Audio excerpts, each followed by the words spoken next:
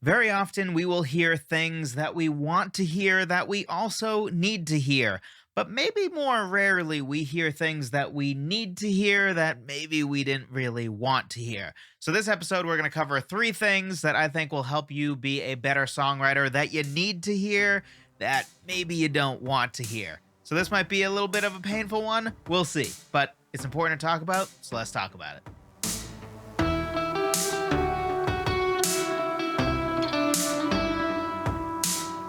Hello, friend. Welcome to another episode of the Songwriter Theory Podcast. I'm your host, as always, Joseph Gala. Honored that you would take some time out of your busy day to talk songwriting with me.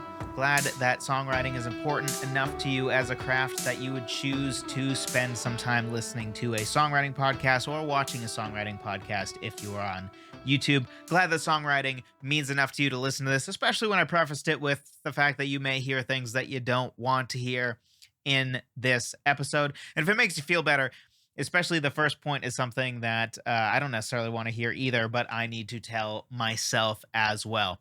If you haven't already, be sure to grab my guide on 20 different ways to start writing a song. This is going to be a great way to kickstart your songwriting journey. If you're new to songwriting or if you're a more seasoned vet, as you know, if you've been a listener for a while, I'm a huge fan of starting songs in different ways. I think it's an easy way to kind of avoid writer's block and constantly have fresh creativity. It's just a good way to stay fresh creatively and avoid writer's block. And I like both of those things. Not to mention, it helps us to write songs that don't all sound the same, because if we always start our song the same way, the tendency is our songs will start to sound kind of the same in a way that they wouldn't otherwise. So that's the songwritertheory.com/free guide. 20 different ways to start writing a song. It's a cheat sheet. It's much more short than it used to be, even though it used to be 10 different ways to start writing a song. I'm pretty sure it's like half the length, but twice the value. So be sure to grab that if you haven't already, or if you grabbed it a long time ago, because it is a new updated version that is much better. It desperately needed update for sure. So, first thing that you probably don't want to hear, and even I probably didn't want to hear as recently as a couple of months ago, that we need to. And that's pushing on quantity and quality.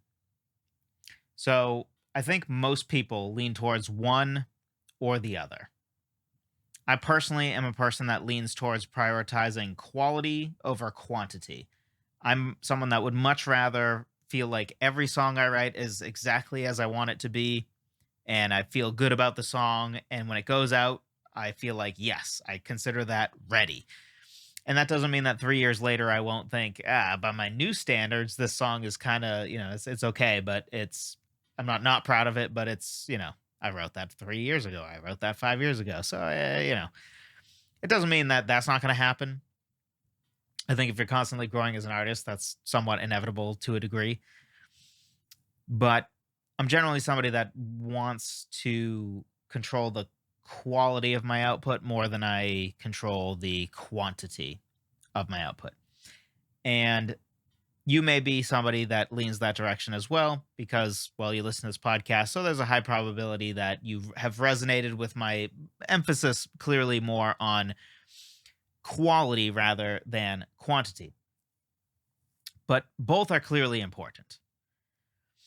And there are some people on the other side, right? They just are all about quantity. They're like, oh, I pump out a song a day, or I write one song a week, no matter what. And there's value in that, which we're going to touch on for sure.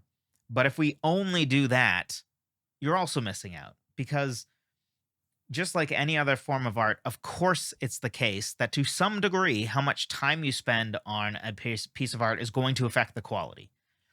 And it's just wishful thinking rather, to say, oh, if the magic is right, I just have to write a song in an hour and it will be perfect the way it is. Like, okay, you can think that, but for each one of your songs, you may have songs that were just 10 hours of editing or 10 hours of workshopping and crafting it off of that first hour, first draft version of your song, away from being a great song, and you ended up pumping out a meh song because you just didn't take the time to craft it into something that's quality. You're too busy concentrating on quantity. And I think all of us lean in one direction or the other. Now, hopefully, I think though the truth in this case is somewhat in the middle. So I don't agree that quantity leads to quality. I think that's untrue just because, quality leads to quality. Putting more time in, crafting and being more intentional about what you're doing in your song, that is going to lead to quality more than just quantity leading to quality. Because of course you can pump out a song like if you take a claim to the extreme to see if it's true, right? So if you wrote a song every 15 minutes, a whole song, do you ever think once in your life that 15-minute song would be great? For most of us, probably never once would we write a great song. Probably. Maybe you'll get lucky and once all the right magic hits and that 15-minute song, including the lyrics, is great. So obviously it's not totally true that quantity leads to quality. I think it can have it is a factor though, right?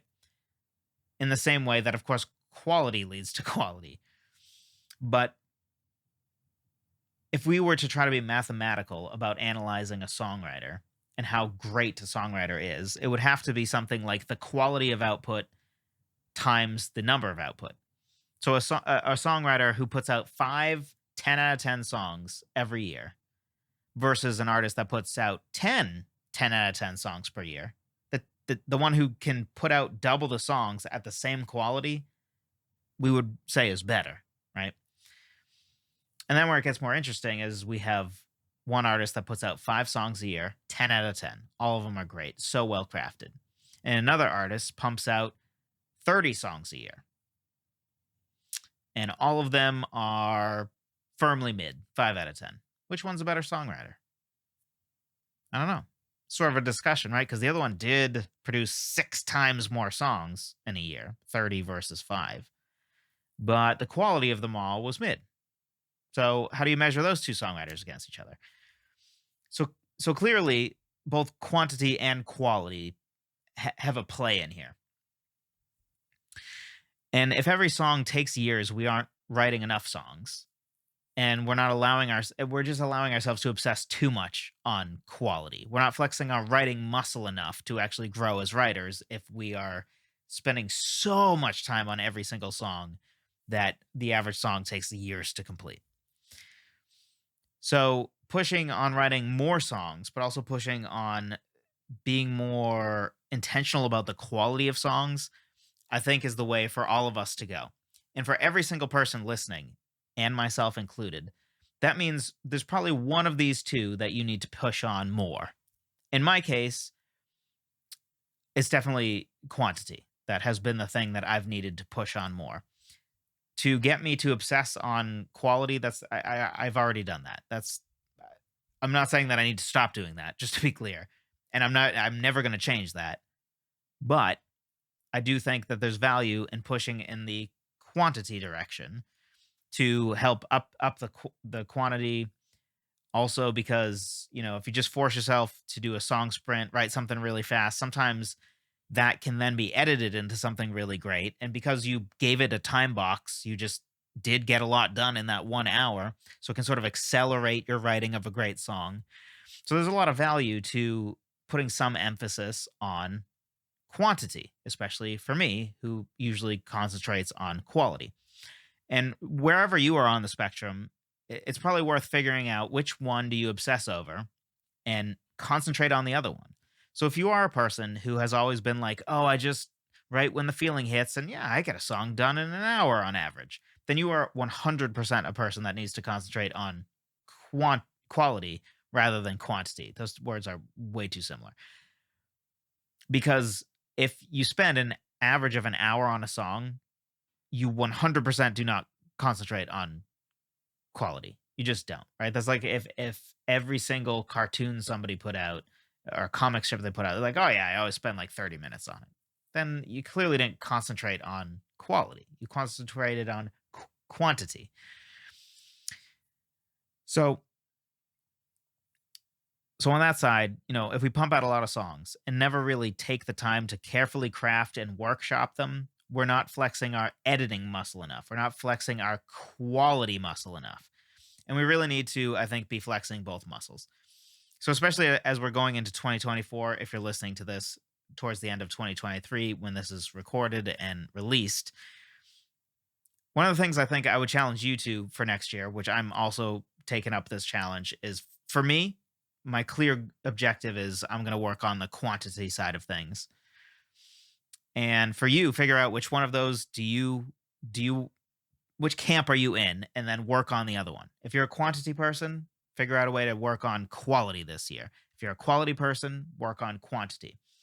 And I think I've already talked about how to do that. Personally, I'm utilizing song sprints, short version. Give yourself a time box. So literally set a timer on your phone or on your computer, and you say, I'm going to write a song A to Z, totally finish a new song in this amount of time, knowing that it probably will not be a great song and that it will at best be a seed that can grow into a great song with editing and with crafting later down the road.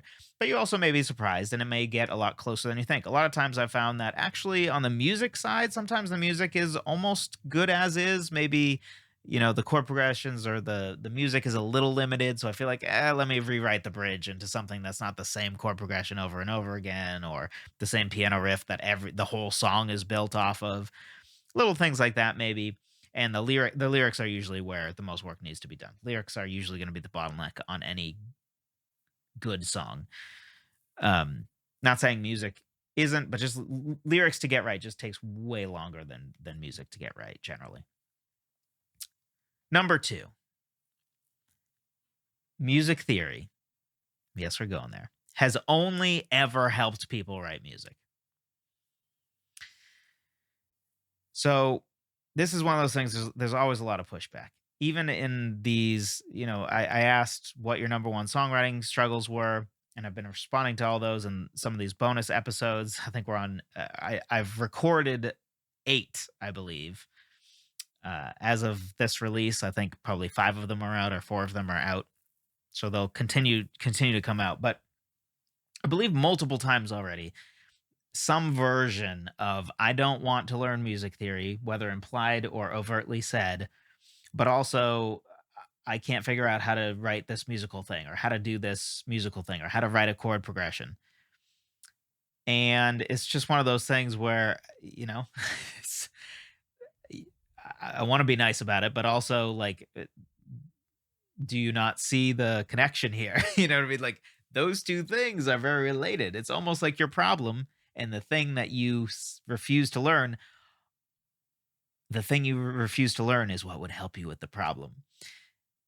And I'll start sympathetic here because I understand that music theory has a bad rap, and I think I partially understand why. I don't think it's fair, but it's understandable how it got there. And I think it's this perception that it's this elitist classical stuff that is like people imagine sheet music with crazy accidentals and a bunch of symbols they don't recognize that even classically trained pianists don't really know what they mean. That's what people visualize when they hear music theory. Now, I don't know why that is, but it's not true. Like that literally has zero to do with music theory. Nothing at all. You can be a music theory savant. You can know everything there is to know about music theory and not know how to read any sheet music. They have no direct connection whatsoever. None. But for whatever reason, that's one thing that people misunderstand. Also, if you were to Google right now, learn music theory or something, almost all of the websites that focus on teaching music theory look very old, outdated, and classical, which, let's be honest, when it comes to design, classical is incredibly boring. This is nothing against classical music, right? But if you look at a classical music album cover, if you look at a website about classical music, always it is this like overdone cursive, muted colors. Let's be honest, black and white most of the time, which can be a nice look. But let's be honest, I've said let's be honest way too much, but it looks boring, academic, pretentious, and awful almost always. And it also is something where whenever you call something music theory, it does sound academic. And also, I think people are aware that there are college courses or there are, high school classes called music theory. So then they associate it with just being academic knowledge and throw it out, which of course is misguided because schools almost always exclusively teach overall worthwhile things badly with lack of clarity and lack of emphasis on what is actually useful and why. Almost always, when schools teach something, it's not benefits driven, it's academia driven, right? You have to learn this stupid factoid about history, like what year Columbus sailed the ocean blue, or what year of the for the Declaration of Independence. Those things, like if you're an American, it's embarrassing if you don't know those two things, but those are not the things that actually matter. The parts of history that matter are the actual events of history, how one thing led into another, what happened in certain countries, how do we avoid repeating the past. Those are the important parts of history, not some stupid date. And math is a very similar thing too. A lot of people are like, oh, when am I ever going to use this math? And the reason people ask that question is because the classes are garbage at teaching people how it actually applies. And in some cases, right, some advanced math, if you're not an engineer or software developer, you aren't going to use that math, right? If you took Calc 2 and you never become a software developer, you took a class for no reason. I mean, like, you're just not going to use that knowledge for maybe there's something besides software development that is used, but basically nothing else. And to accuse something of being academic knowledge is misguided. I'll use the kind of version of the word. Misguided because anything is academic if you don't apply it.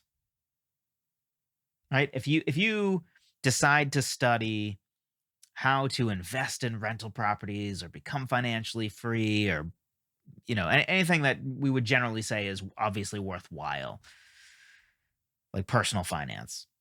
But if you don't apply it, then it becomes academic knowledge by definition, right? Because academic, one of its definitions is not of practical relevance, only of theoretical interest. If you're a person who doesn't play an instrument and doesn't write music and has nothing to do with music and you learn music theory, then yes, it is purely academic because you don't use it. But the problem with that is that's not a problem with the subject itself. That's not a problem with the material itself. That's a problem with the lack of application. So just to go back to the college / high school version of music theory, you may know or be aware of the fact that music theory classes, which are admittedly classes, are prerequisites to music composition. So in my high school, we had Music Theory 1, Music Theory 2, Music Composition 1, and Music Composition 2. You could not take music composition, which is literally music writing, it's just a pretentious way of saying that basically,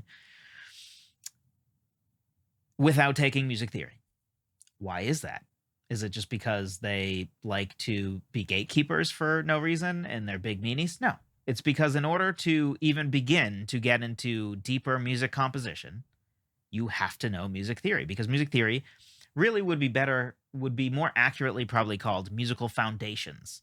It is the foundational knowledge of how music is put together, how you can put together music, how to analyze how other people put together their music, how it's working, how it really is working at its core. It's understanding what the chord progressions are actually doing, not just G major to C major. That means nothing. But a 5 chord to a 1 chord, that does mean something. But if you don't understand it from a music theory standpoint, where you understand in the context of C major, a G major chord to a C major chord is a 5 to a 1 in that context. If you don't understand that, then how would you even begin to apply the ooh, that sounds really resolved? How would you even begin to apply that to your song if in your D major song you also try to do that same progression? Oh, that G to C sounded resolved. Try doing that in D major. It will probably sound like not resolved at all. So yes, music theory can be an academic thing if you're not a songwriter. But if you are a songwriter, it is purely practical. And it also is the case that, if maybe you tried to take a music theory course in college or high school, and they didn't do a good job of applying it for how you would actually use it. But that's a school problem, not a music theory problem. It's the same reason why you took a bunch of history classes and now you probably don't really know your history. And if you do know your history, probably a lot of what you know is either stuff that you learned for fun or you kept up with it or you listen to a history podcast or read books or something. That's probably how you know it. Or you know worthless dates. Or maybe you had some good history teachers, which is great. Some of us did. But for a lot of people, they might be like, oh, history is boring and worthless. Or a lot of people learn to hate reading because of school.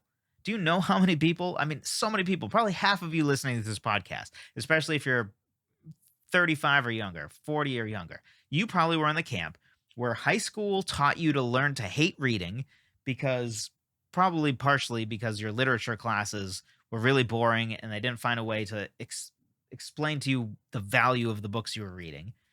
Or in some cases, I think in high school, we aren't ready for as dense material as is given to us. So we just are like, oh, it's boring because we're high schoolers. We're idiots. What do we know?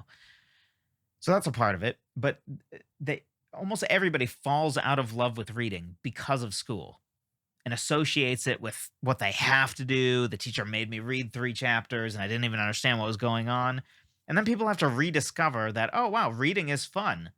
I actually like reading books sometime in their 20s when they pick up a Brandon Sanderson novel and they're like, wow, this was actually a lot of fun. Who knew that not everything was as dense as East of Eden or something like that?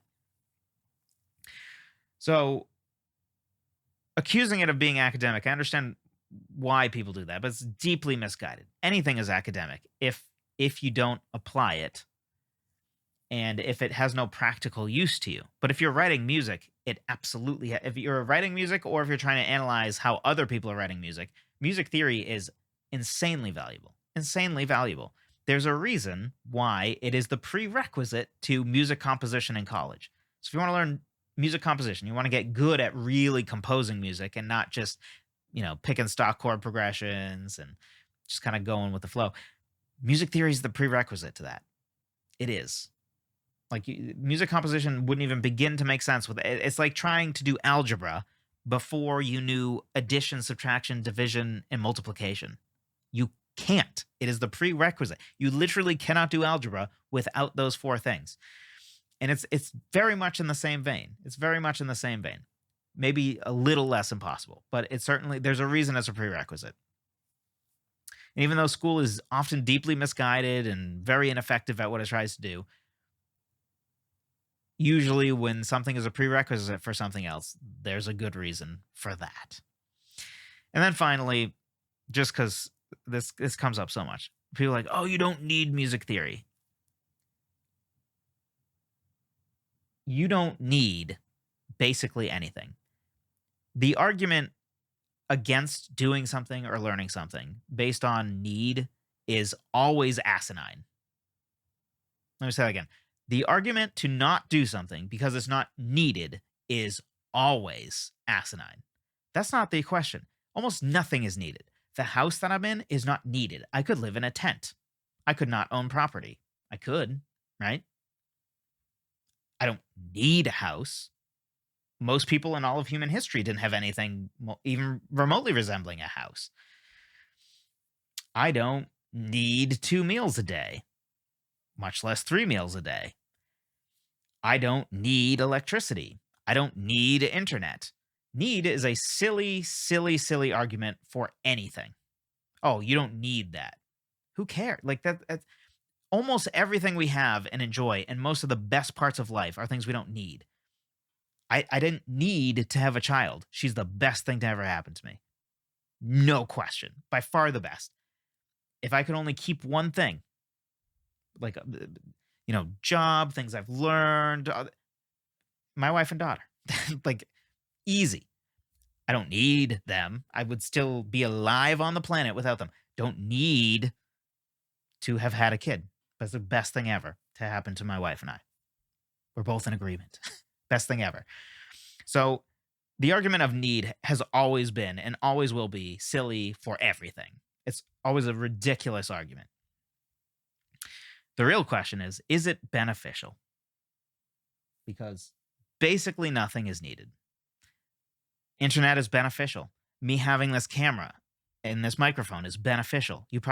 Many of you might have never given this podcast a shot if the sound quality was significantly worse. If I was recording with my Pixel phone microphone, you'd been like, who is this guy? And you wouldn't have even been able to hear the advice I gave because you were too busy hearing how low the sound quality was, thinking, can't possibly be valuable information because the sound quality is bad. People do that with cameras too. Like, tell me you've never watched a video and been like, oh, it looks like it's recorded with somebody's phone or an old camcorder. So you just assumed that it couldn't possibly have value because it didn't look pretty. People do that all the time. So the question is it beneficial? And as I've said many times before, there are two kinds of people. People who know music theory or even know what music theory is and know that it's useful. And people who don't know what music theory is. Because there is a 0% chance that you actually know music theory and you know what it is, and you would not be like, oh, of course it helps with songwriting. Of course it helps with songwriting. It like the biggest shift in my songwriting ever was in between me taking my music theory classes in high school. No question. Biggest shift ever. And I've grown a lot as a songwriter. My lyrics are much less cringe than they were when I was 18, 19, 20. But the biggest ever shift in my songwriting was pre and post my music theory classes. No question. It's not even close. So is it beneficial? Yes. Just like you don't need to lay off the brownies to lose weight, but it sure does help, right? You don't need to get rid of all your credit card debt to get your finances on track, but it sure does help. Almost nothing is needed. That's not the right question. The question is it beneficial? And it absolutely is beneficial, A, to figure out what other artists are doing in a way that you can actually replicate it, and B, to actually be intentional about music writing so you aren't just picking random stock chord progressions, hoping that they work, and just being super limited because you don't even know how to make your own chord progression. You don't know how to match a melody with a chord progression. How would you even begin to do that? You don't know what a key is. Like when somebody says key is C major, D major. So music theory has only ever helped people write music. Never once has somebody become a worse songwriter for learning it, and never once have they been exactly the same as a songwriter for learning it. Every songwriter has always, forever, gotten better from learning music theory. So you can choose not to learn it because you're right. Maybe not you, but some people listening say, oh, it's not necessary. And they use that to justify not learning it. Fine. It is beneficial, though. And also, literally nothing is necessary. Basically. Continuing breathing. There you go. And from a certain point of view, even that isn't. So, like, necessary is just silly. Is it beneficial? Yes. Last one.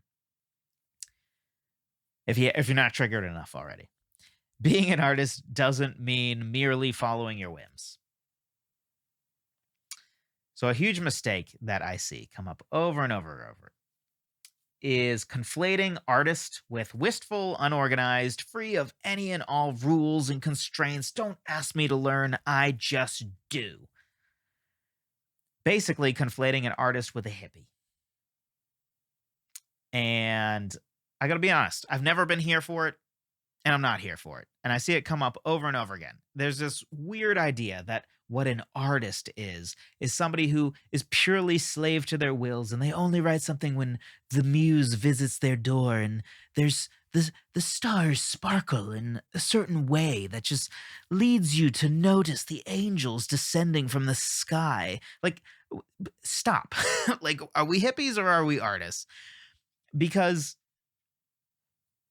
it's like the starving artist thing. It's just made up garbage. It's self-inflicted. There's no reason for you as an artist to be starving. Whether the answer is get a day job and have art be your passion that you work on at night, or whether it's finding a way to monetize your passion if that is something that you really want to do. And look, of course, it's harder to make money with art than it is with a more tangible skill, right? The value of developing software or engineering a car is much more tangible than writing a song or writing a book. I understand that. I'm not trying to diminish that, but it kind of all goes together in this weird vision of an artist that we have, where it's like, oh, we have to be miserable. We also have to be poor. And we also have to be people that are purely slaves to our current whims and wills. And we just wait for the muse to arise, and the muse is our true lover, and all this ridiculous stuff that's just silly. It's just silly. And and here's the thing. If you really care about the craft of songwriting, you write whether you feel like it or not. You're not slave to whether you feel like it. You're not slave to your motivation.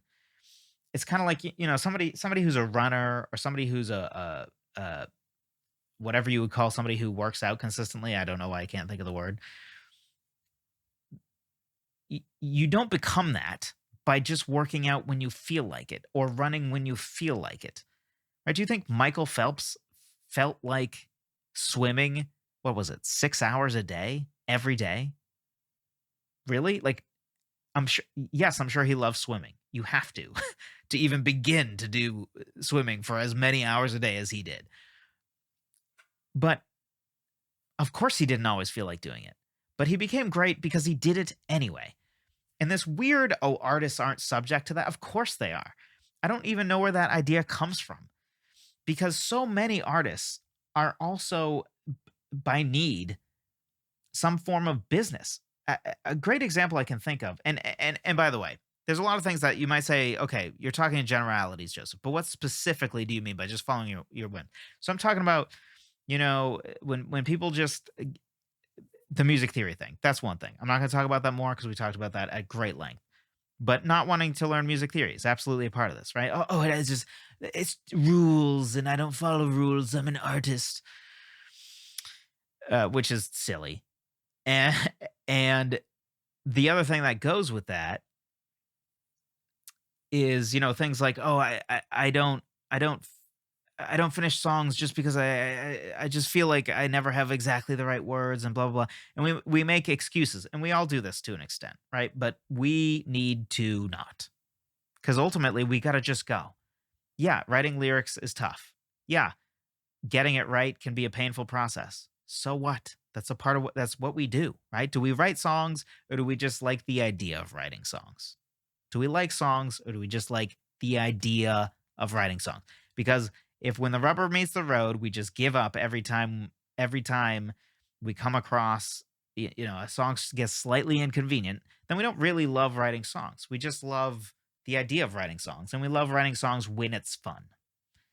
It's not always going to be fun. I've said this before. If you really care about something as a craft, the main difference between that person and somebody who just treats it as just a hobby is, if it's just a hobby, yeah, just do it when you feel like. But if it's a real endeavor, it's a real thing you care about, it's a craft you care about, you have to do it whether you want to do it or not. I'm not saying every day that you don't feel like doing it, you have to do it. I'm not saying we can't have mistakes or dry seasons, but there should be some level of discipline of, I'm going to work on a song whether I feel like it or not. I'm going to write tonight even though I'm tired. Things like that. The idea of, oh, I'm just going to sit on my couch watching Netflix until the muse randomly gifts me with an idea, and then I'll go downstairs and write. That's not what an artist does. That's what a hippie does. Or I don't know why I'm picking on hippies, but like, that's just not what an artist is. Just a couple examples from other art forms. The Sistine Chapel, one of the greatest works of art ever. I mean, that thing is incredible. That was commissioned. Michelangelo didn't just get to work on that when he felt like it. I mean, it was commissioned. He was paid for that. And it became one of the greatest works ever. That's the opposite of everybody who's like, oh, I just work when the feelings hit. Do you think Michelangelo had the luxury of, oh, I only paint when I feel like it? No, he was paid to do that. It was a job. And he created one of the greatest pieces of art ever. Or Brandon Sanderson. I know I talk about him a lot. He's my go-to for authors, frankly. for many reasons, including the fact that the way he runs his business I find fascinating, and he's just does such a great job with everything. He's a great writer. He's great on the business side. His website is excellently made, not design wise, but in its uh, just it's very good. Like if you go to his website, he actually answers the question where you should start, and he answers it based on who you are. So it'd be like, if you're a fantasy fan, start with this book. If you've never read fantasy before, write this book. If you like romance, read this book. Brilliant. It's not complex, but it's brilliant, because I might have just given up and not even started. But he told me, based on who I am, which book I should start with. So anyway, everything about Brandon Sanderson fascinates me. Also, he has progress bars. If you go to his website, I think it's brandonsanderson.com. If not, just type in Brandon Sanderson and look if you care enough. He literally has progress bars at the top of the home screen of his website that give percentages of how far along his books are in the writing, in the final draft, or whatever stage it's at. He has progress bars. That is and he's, whether you like him or not, whether you even know who he is or not, he's one of the premier, most popular, very critically acclaimed as well. He's a beloved fantasy author. And he's great. I love his books. Fantastic. And he, as a great writer, which is a form of artist, has progress bars. He has a rule that he writes X amount of words per day, and he's not allowed to stop writing it. He has word goals every day that he has to hit. That's not writing when he feels like it. That's not when the whim hits him, whether he feels like it that day or not. No, he has a word goal to hit that day so he can keep up with the progress bars, so he can continue to make books, write books, produce awesome novels. And I'm not saying we all should start with the progress bar thing, although I am trying to figure out how to apply that to songs, because I love everything about that. I'm big on systems. I'm big on this whole weird hippie artist thing that people get into, where somehow art is the antithesis of productivity and art is the antithesis of, I don't know, logic, common sense. Art is just this whimsical homeless guy sitting in a corner just thinking about, oh, if only I don't know, it's this weird version of artists that we have right now, most oddly as the ideal. And he is very much not that. He's another great example of, he's actually making art. He had one book, I think, planned to come out last year or this year, perhaps. I don't remember now. Or maybe it was 2 books. And then he surprised everyone with, surprise, I'm giving you 4 more books this year. That dude produces a ton. And the quality doesn't go to, his quality is great. So I think we all can learn from him. But really the point is, don't just write when you feel like it or when you're inspired. Be productive whether you're inspired or not. This is something we all have to work on, right? But some of us are worse at it even than others. And it's an important thing to work on. And just in general, get that whole hippie thing out of our head. So songs, when they're completed, may feel like magic. Some of your favorite songs may seem like they're magic. But very often, the process to write that song is anything but magical. That's the reality. This is true of any art, right? A lot of movies that actually had a really just horrible production turn out to be great movies. Like Predator is one of the greatest action movies ever. That thing had so many problems in production. So many. And so the process wasn't magical, but the end result was. I mean, maybe you wouldn't call it magical because a horror sci-fi is not usually something you'd attribute magical to. But you can have great art that didn't have a great or fun process. That happens very often. Very often. So again, songs may feel like magic, but the process to make it, the process to write it, is often anything but magical. And I'll leave you with this. Stop being a hippie. Start being an artist. Because I'm sick of those two things seeming like they are getting combined. They're not the same. They're not the same. Okay, you don't need to go to some convent and get high all the time. And you don't have to do any remotely hippie-like thing to be an artist. In fact, I would argue that almost everybody would become a better artist if they moved farther and farther away from that.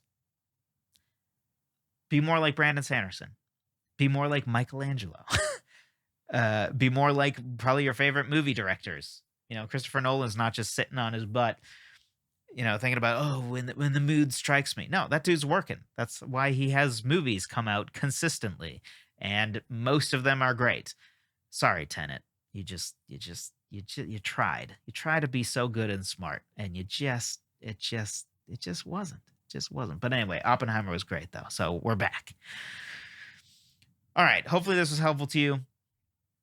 Hopefully it wasn't too painful. Hopefully you don't hate me too much. You're not too mad. Although be sure to leave your hate comments down below. I thought, really I just made this episode because I haven't gotten enough hate comments lately. I just need more. There's been too much love, not enough hate.